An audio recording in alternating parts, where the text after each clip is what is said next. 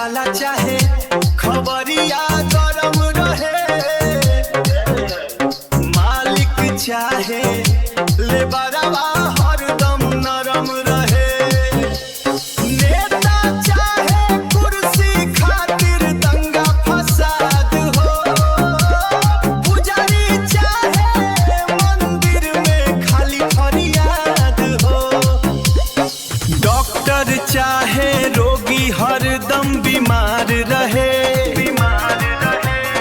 दरोगा चाहे शहर में हाहाकार रहे, बनिया चाहे दाम दिन ब दिन भारी हो, गुरुजी चाहे फीस खातिर सब आभारी हो, अफसर चाहे फाइलवा सब भारी हो, ठेकेदार चाहे काम में खोट जारी हो, फेक आईडी वाला चाहे हर तरफ शोर हो, दुनिया चाहे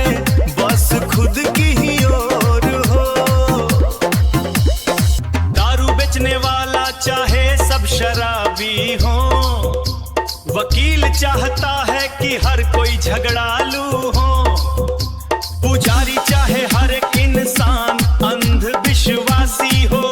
नेता चाहता है कि हर एक आदमी भोला भाला हो,